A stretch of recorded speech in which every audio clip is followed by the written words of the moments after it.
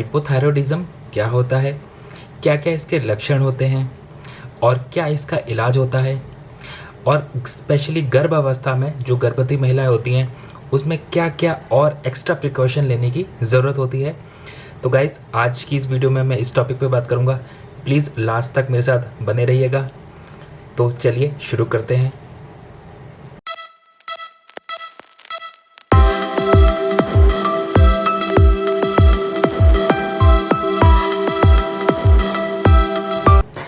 नमस्कार दोस्तों, कैसे हैं आप सभी लोग। Welcome back to my channel healthy heart vlogs. दोस्तों, मेरा नाम डॉक्टर मोहिंदर है और मैं MBBS और MD मेडिसिन डॉक्टर हूं और दिल्ली में अपनी प्रैक्टिस करता हूं। दोस्तों, प्लीज़ इस चैनल को आप सब्सक्राइब कीजिए ताकि मैं और अच्छी वीडियोस आपके लिए बनाऊं, ताकि इससे मुझे भी थोड़ा सा मोटिवेशन मिलेगा कि मैं और भी आपके लिए अच्छी वीडियोस बना पाऊंगा। तो please subscribe to the channel and please press the bell icon. दोस्तों, आज का जो टॉपिक है वो है हाइपोथायरॉयडिज्म। दोस्तों, हाइपोथायरॉयडिज्म का मतलब होता है जब हमारे शरीर में दोस्तों एक थायराइड ग्रंथि होती है जो यहाँ गले में प्रेजेंट होती है। दोस्तों, इस ग्रंथि से दो प्रकार के हार्मोन बनते हैं, T3 और T4। तो दोस्तों, हाइपोथायरॉयडिज्म का मतलब ये होता है कि जब T3 और T4 हार्मोन थायराइड ग्लैंड से कम बनने लगे, जब thyroid gland T3 T4 hormone का सिंथेसिस, उनका प्रोडक्शन कम करने लगती है, तो ऐसी स्थिति में हाइपोथायरॉयडिज्म नाम की बीमारी हो जाती है। दोस्तों, इसमें एक चीज़ और होती है और वो होता है TSH। दोस्तों, आप एक तरह से समझें कि TSH का काम है कि वो ऊपर पिट्यूटरी से रिलीज़ होता है और उसका काम है कि थायराइड को बोलना कि T3 T4 हार्मोन बनाओ। लेकिन जब दोस्तों थायराइड ग्लैंड में कुछ दिक्कत हो जाती है और वो T3 T4 हार्मोन नहीं बना पाता, तो TSH जो होता है वो और ज़्यादा सिक्रीट होने लगता है इस मैसेज के साथ कि नहीं, तुम बनाओ हार्मोन और बनाओ। लेकिन थायराइड ग्लैंड, क्योंकि उसमें कुछ बीमारी है, वो थायराइड ग्लैंड बीमार है, तो वो थायराइड ग्लैंड हार्मोन बना नहीं पाती T3 T4। तो इस सिचुएशन में क्या होता है, हमारा TSH जो है, जो एक तरह से सिग्नल का काम कर रहा है ऊपर ब्रेन से लेकर के थायराइड ग्लैंड तक कि तुम TSH बनाओ, तो लेकिन थायराइड ग्लैंड T3 T4 बना नहीं रही है। तो ऐसी सिचुएशन में क्या होता है, जो TSH का लेवल होता है वो बढ़ जाता है और T3 T4 का लेवल जो है वो कम हो जाता है। दोस्तों, मैं बहुत ही सिंपल भाषा में इसको समझाऊं तो आप ऐसे समझिए कि ऊपर ब्रेन से सिग्नल आता है TSH नाम का, TSH हार्मोन का, वो कहता है थायराइड ग्लैंड को कि तुम T3 T4 बनाओ। लेकिन थायराइड ग्लैंड बीमार है, वो कहती है कि मैं T3 T4 नहीं बना पाऊंगी क्योंकि मैं बीमार हूँ। तो ऐसी स्थिति में क्या होता है कि TSH ज़्यादा सीक्रेट होने लगता है, क्योंकि वो थायराइड ग्लैंड को बोलता है कि तुम हार्मोन बनाओ। लेकिन थायराइड ग्लैंड हार्मोन नहीं बना पाती, तो T3 T4 जो हार्मोन होते हैं वो कम होते हैं और TSH ज़्यादा होता है। तो दोस्तों, हाइपोथायरॉयडिज्म में बेसिकली आप ये समझें कि TSH के जो लेवल हैं वो ज़्यादा होते हैं और T3 T4 के जो लेवल हैं वो कम होते हैं, तब हम इसको हाइपोथायरॉयडिज्म कहते हैं। दोस्तों, इसमें कुछ और टर्म्स भी होती हैं, सब clinical hypothyroidism, secondary tertiary hypothyroidism. दोस्तों, वो काफ़ी टेक्निकल चीज़ें हैं, वो मैं किसी और वीडियो में आप लोगों से डिस्कस करूँगा। हाँ, एक टॉपिक होता है सब क्लिनिकल हाइपोथायरॉयडिज्म का, वो मैं नेक्स्ट वीडियो में आपसे बात करूँगा। आज की इस वीडियो में मैं सिर्फ हाइपोथायरॉयडिज्म पे बात करूँगा। तो दोस्तों, सबसे पहली बात ये है कि हाइपोथायरॉयडिज्म के आखिरकार क्या क्या कॉज होते हैं, क्यों हमारी थायराइड ग्लैंड जो है बीमार हो जाती है। तो दोस्तों, इसका जो मोस्ट कॉमन कॉज होता है वो होता है आयोडीन डेफिशिएंसी। जी हाँ दोस्तों, थायराइड ग्लैंड को अपना हार्मोन यानी T3 T4 बनाने के लिए एक सब्सटेंस की ज़रूरत होती है, जो उसका नाम होता है आयोडीन। दोस्तों, जब आयोडीन की डेफिशिएंसी हो जाती है तो thyroid glands T3 T4 hormone नहीं बना पाती। तो ये बहुत कॉमन कॉज है, वर्ल्ड वाइड भी बहुत कॉमन कॉज रहा है। तो दोस्तों, तभी आप लोगों ने सुना होगा कि आयोडीन युक्त नमक आता है, जो भी सॉल्ट होता है उसमें आयोडीन मिला करके देते हैं। तो जिस कारण से जो आयोडीन है वो हमारी थायराइड ग्लैंड को मिलता रहता है और थायराइड ग्लैंड काम सही से करने लगती है। इसलिए जो नमक आता है वो काफ़ी समय से, काफ़ी सालों से आयोडीन युक्त आता है। जिसके कारण जो हमारी थायराइड ग्लैंड सही से काम करते रहे, क्योंकि हमारे शरीर में आयोडीन बनता नहीं, हमें आयोडीन बाहर से ही चाहिए होता है। उसके अलावा दोस्तों और क्या क्या कॉजेज़ होते हैं थायराइड ग्लैंड के काम कम करने के। एक तो होता है दोस्तों, अगर मान लो किसी इंसान को थायराइड में कोई ट्यूमर हो गया या कुछ कैंसर हो गया तो उनकी थायराइड ग्लैंड निकाल लेते हैं, तब थायराइड हार्मोन नहीं बन पाता। या फिर कुछ पेशेंट होते हैं जिनको गले में कोई कैंसर हो जाता है, उनको रेडिएशन थेरेपी देते हैं जिसके कारण से थायराइड ग्लैंड काम करना कम कर देती है। उसके अलावा दोस्तों कुछ ऐसी दवाइयाँ होती हैं जो हम मरीज़ों को देते हैं जो थायराइड ग्लैंड पे असर करती हैं, जैसे कि कोई हार्ट से संबंधित एक दवाई होती है जिसका नाम अमायोडारोन होता है, उससे दिक्कत हो जाती है। कुछ साइकेट्रिक दवाई होती हैं जैसे लिथियम है, उससे थायराइड ग्लैंड कम काम करने लगती है। या फिर कई बार हाइपर थायराइडिज्म, मतलब जब थायराइड ग्लैंड ज़्यादा हार्मोन बनाने लगती है, एक वो भी बीमारी होती है, उसकी एक सेपरेट वीडियो आएगी। उसमें क्या होता है, हम थायराइड हार्मोन कम करने की दवाई देते हैं तो कभी कभी क्या होता है वो थायराइड हार्मोन ज़्यादा कम हो जाता है तो वो हाइपोथायराइडिज्म में हो जाता है, तो ये भी एक कॉज होता है। कुछ में दोस्तों कॉन्जेनाइटल जेनेटिक कॉज होता है कि जेनेटिकली ही थायराइड ग्लैंड जो है वो एक तरह से कम हार्मोन बनाती है।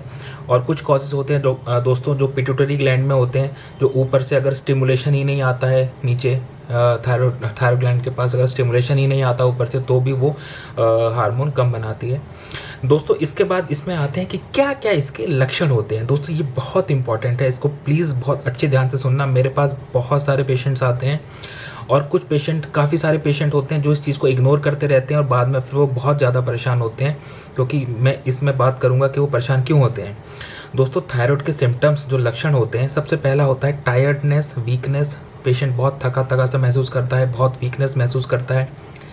उसके बाद अगला होता है ड्राई स्किन, जो स्किन होती है वो बहुत ड्राई रहती है, बहुत रूखी रहती है। तीसरी चीज़ होती है कि हाइपोथायराइडिज्म वाले जो मरीज़ होते हैं, जो पेशेंट होते हैं, उनको ठंड बहुत लगती है, दे ऑलवेज फील कोल्ड, उन्हें बहुत ज़्यादा ठंड लगती है। उसके बाद दोस्तों हेयर लॉस, बाल झड़ जाते हैं। महिलाओं में भी बहुत सारा एलोपेशिया हो जाता है, एलोपेशिया मतलब बाल झड़ना उसे बोलते हैं। महिलाओं में भी बहुत सारे यहाँ के बाल झड़ जाते हैं, पुरुषों में भी बाल झड़ जाते हैं। उसके बाद दोस्तों मेमोरी पावर, मेमोरी हमारी कम हो जाती है। उसके बाद दोस्तों कॉन्स्टिपेशन, कब्ज़ की शिकायत रहती है। और दोस्तों इसमें हाइपोथायराइडिज्म में वेट गेन होता है। जी हाँ दोस्तों, हाइपोथायराइडिज्म में वेट गेन होता है, मतलब वेट बढ़ता है। उसके बाद दोस्तों इसमें मरीज़ की जो है होर्सनेस ऑफ वॉइस हो जाती है, मतलब आवाज़ में थोड़ा सा बदलाव, थोड़ा भारीपन सा आ जाता है, होर्सनेस जिसको बोलते हैं। उसके बाद दोस्तों महिलाओं में जो है महीनों की समस्या हो जाती है। कभी कभी तो उनके शुरुआती दौर में उनके महीने बहुत ज़्यादा आते हैं और फिर अगर वो दवाई नहीं लेती हैं, टेस्ट नहीं कराती हैं थायराइड का, तो धीरे धीरे करके उनके महीने कम होते जाते हैं और बंद हो जाते हैं। इसके कारण उनको इनफर्टिलिटी भी हो सकती है। उसके बाद दोस्तों अगला इसमें कारण होता है पैरास्थेशिया का। पैरास्थेशिया का मतलब टिंगलिंग सेंसेशन, हाथ पाँव में झंझनाहट वगैरह वो सब। उसके बाद दोस्तों हियरिंग इम्पेयरमेंट भी हो सकती है, हमें सुनाई भी देने में भी दिक्कत हो सकती है। उसके बाद दोस्तों जो साइंस होते हैं, साइंस मतलब जो डॉक्टर देखता है उसमें दोस्तों क्या होता है, सबसे पहले आपकी स्किन बहुत ड्राई होती है, पेरीफेरी जो आपके हाथ पाँव होते हैं ठंडे रहते हैं। और दोस्तों इसमें पफीनेस ऑफ फेस होती है, मतलब आपका जो फेस होता है, हेड होता है, फीट और जो पैर होते हैं उसमें सूजन आ जाती है, सूजन रहती है। उसके बाद दोस्तों एलोपेशिया, जैसे कि मैंने बताया पूरे सर, कई पेशेंट में तो सर के बाल ही पूरे गायब हो जाते हैं और फीमेल्स में भी यहाँ से पूरे बाल गायब होने लगते हैं। उसके बाद दोस्तों इसमें एक साइन होता है ब्रैडीकार्डिया, आपकी हार्ट रेट कम हो जाती है, नॉर्मल से कम हो जाती है। आपको पैरों में इडीमा रहने लगता है, सूजन रहने लगती है। दोस्तों इसमें एक और चीज़ होती है जिसमें हम बोलते हैं डिलेड डीप टेंडन रिफ्लेक्सिस। वो एक मेडिकल टर्म है, एक जो है उसमें क्या होता है, जो हमारे रिफ्लेक्सेस होते हैं हाथ पैर में, हमारे जो मसल्स होते हैं उसमें जो रिफ्लेक्सेस होते हैं वो डिलेड हो जाते हैं। खैर उस चीज़ को आप में इतना डीप जानने की ज़रूरत नहीं है, बस वो मतलब वो डॉक्टर्स के लिए होता है कि वो जो है रिफ्लेक्सेस डिलेड हो जाते हैं। दोस्तों अब बात आती है कि इसका इलाज क्या है और इसकी इन्वेस्टिगेशन जैसे कि मैंने आपको वीडियो के शुरू में समझा दिया था, जो मैंने इसकी बीमारी का कारण समझाया था, तो वही हमें इन्वेस्टिगेशन में मिलेगा। इन्वेस्टिगेशन में क्या मिलेगा दोस्तों, TSH ज़्यादा, T3 T4 कम, ठीक है, तो वही हमें मिलता है। TSH ज़्यादा होता है और T3 T4 कम होता है। दोस्तों TSH की जो नॉर्मल वैल्यू है वो मोस्टली 0.5 से लेकर के 4.5 तक होती है। थोड़ी अलग अलग बुक्स में अलग अलग वेरी करती है, लेकिन एक स्टैंडर्ड अगर हम देखें तो 0.5 से 4.5 तक हम लेते हैं। तो यूजुअली हाइपोथायराइडिज्म में क्या होगा, TSH 4.5 से ज़्यादा रहेगा और T3 T4 कम रहेगा। उसके बाद दोस्तों इसका जो इलाज शुरू करते हैं, उसमें जो दवाई आती है वो थायरोक्सिन नाम से दवाई आती है, जिसमें T4 होता है, जिसको हम बोलते हैं लीवोथायरोक्सिन। दोस्तों इसमें जो दवाई शुरू करते हैं वो मरीज़ के वज़न के हिसाब से करते हैं, कि मरीज़ का जितना वज़न है उस हिसाब से करते हैं। यूजुअली जो इसकी डोजेज़ होती हैं वो वेट के अकॉर्डिंग होती हैं। मैं जैसे आपको बता दूं 1.6 माइक्रोग्राम पर केजी वेट के हिसाब से इसमें लेनी होती है। और दोस्तों सबसे इम्पॉर्टेंट बात, थायराइड की दवाई सुबह खाली पेट खानी होती है, नाश्ते से आधा घंटा पहले। दोस्तों एक बार मैं फिर से रिपीट कर रहा हूँ, बहुत सारे लोगों को कन्फ्यूजन होती है, कई सारे मरीज़ गलत दवाई खा रहे होते हैं, इसलिए उनको थायराइड कंट्रोल नहीं होता। थायराइड की दवाई सुबह नाश्ते से आधे घंटे पहले खानी है, खाली पेट। दवाई खाने के बाद आधे घंटे तक कुछ नहीं खाना। बहुत इंपॉर्टेंट चीज़ है दोस्तों, प्लीज़ इस चीज़ का ध्यान रखेंगे, क्योंकि मेरे पास कई सारे पेशेंट आते हैं, वो कहते हैं कि डॉक्टर साहब हमें कोई फ़र्क नहीं पड़ रहा दवाई से, हम कई सालों से दवाई खा रहे हैं। फिर जब मैं पूछता हूँ कि आप कब खाते हैं, तो कहते हैं डॉक्टर साहब हम तो खाना खाने के बाद खाते हैं। तो बस फिर वही दिक्कत हो जाती है, वो क्योंकि खाना खाने के बाद ये दवाई एब्जॉर्ब ही नहीं होती है, तो इस वजह से दिक्कत होती है। और भी कई सारे कारण होते हैं, लेकिन मेन ये है कि सबसे ज़रूरी बात है कि आपको खाली पेट दवाई खानी है। उसके बाद दोस्तों सबसे जो इसमें एक इम्पॉर्टेंट चीज़ होती है कि जो महिलाएं गर्भवती हैं या जो प्रेगनेंसी प्लान कर रहे हैं, उसमें थायराइड जो जिनको हाइपोथायराइडिज्म है, तो उनका जो थायराइड का कंट्रोल है वो थोड़ा सा ज़्यादा स्ट्रिक्ट रखना पड़ता है। क्योंकि अगर जिन महिला को हाइपोथायराइडिज्म है, अगर उनका थायराइड अच्छे से बहुत स्ट्रिक्टली कंट्रोल नहीं हुआ है, तो बच्चे को कोई कॉन्जेनिटल डिफेक्ट हो सकता है, मिसकैरेज हो सकता है या प्रीटर्म डिलीवरी हो सकती है। दोस्तों यहाँ पे मैं एक बहुत इंपॉर्टेंट बात बोलना चाहता हूँ। अगर जैसे कोई पेरीफेरी में मेरे जूनियर हैं जो प्राइमरी हेल्थ सेंटर या पेरीफेरी सेंटर में बैठे हैं, दोस्तों अगर आपके पास कोई प्रेग्नेंट फीमेल आती है तो उसका TSH का टारगेट लेस देन 2.5 होता है। ये हैरिसन हमारी जो किताब है उसमें क्लियरली मेंशन है। तो इस चीज़ का विशेष ध्यान रखें, क्योंकि प्रेगनेंसी में आप 2 लाइफ के साथ डील कर रहे हैं, एक माँ और बच्चे के साथ। तो इस चीज़ का बहुत ध्यान रखें। और थायराइड से होने वाली जो कॉन्जेनिटल डिफेक्ट्स होते हैं वो कई सारे होते हैं, इसलिए दोस्तों जो गाइडलाइंस हैं वो ये है कि इसमें TSH का टारगेट लेस देन 2.5 होता है। हम यूजुअली ऐसा भी बोलते हैं दोस्तों, जिन महिलाओं को हाइपोथायराइडिज्म है, अगर वो प्रेग्नेंट होना चाह रही हैं, गर्भवती होना चाह रही हैं, तो उसमें सबसे पहले वो अपना थायराइड कंट्रोल करें। उनका TSH लेवल जो है वो 2.5 से हमें कम लेकर के आना है। उसके बाद हमें उनको एडवाइस करना है कि अब आप कंसीव कर सकते हैं। और दोस्तों इसमें उसके बाद भी हमें हर महीने TSH का टेस्ट करवाते रहना है। पहले 6 महीनों में, गर्भ अवस्था के दौरान पहले 6 महीनों में हमें हर महीने TSH का थायराइड का टेस्ट करवाना है। और उसके बाद जो उसके बाद जो बाद का समय बचता है, उसमें हम जो है हर 2-2 महीने में या हर 6 से 8 हफ्ते में भी करवा सकते हैं। दोस्तों इसके बाद जो है इम्पॉर्टेंट चीज़ एक ये भी है कि जो प्रेगनेंसी होती है उसमें जो थायरोक्सिन जो दवाई है उसकी रिक्वायरमेंट जो होती है वो 45% तक बढ़ जाती है। तो उस हिसाब से जो हम थायराइड की जो दवाई देते हैं वो उस हिसाब से ही देते हैं कि हमें जो डोज देनी है वो 45% ज़्यादा देनी है।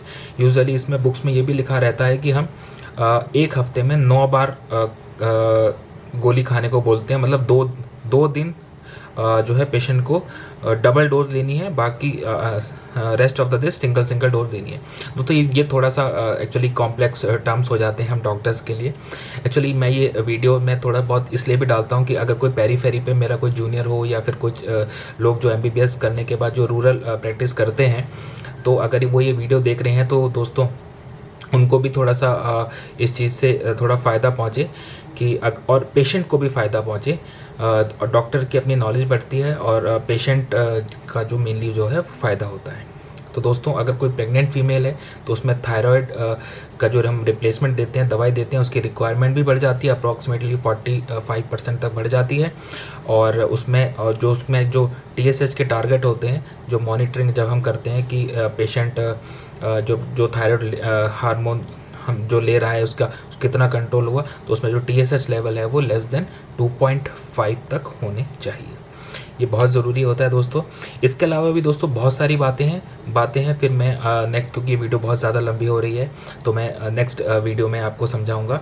तो तब तक के लिए दोस्तों आज की वीडियो को इतना ही रखते हैं। दोस्तों अगर आपको ये वीडियो पसंद आई हो तो प्लीज़ इसको लाइक करिएगा, और अगर आप चैनल पे नए हैं तो प्लीज़ सब्सक्राइब ज़रूर करिएगा दोस्तों। बहुत सारे लोग जो होते हैं वो वीडियो देख लेते हैं लेकिन लाइक नहीं करते हैं, सब्सक्राइब भी नहीं करते हैं, देख के चले जाते हैं। तो दोस्तों प्लीज़ सपोर्ट करिए। जो अब आप अगर वीडियो देख रहे हैं, अगर आपको लग रहा है कि आपको वो वीडियो पसंद आई है, आपकी डे टू डे लाइफ में उसमें कुछ बदलाव आया है मेरी वीडियो से, तो please give it's a thumbs up. Please subscribe कीजिए और शेयर कीजिए ज़्यादा से ज़्यादा लोगों को, ताकि वो लोग भी अवेयर हो सकें। दोस्तों मेरा जो मेन उद्देश्य है ये वीडियो बनाने का, वो है टू क्रिएट अवेयरनेस, ताकि लोग अवेयर हो सकें और अपना ध्यान रख सकें। तो गाइज़ इस वीडियो को अब समाप्त करते हैं। जल्दी मैं आपसे मिलूँगा एक नई वीडियो में, तब तक के लिए नमस्कार।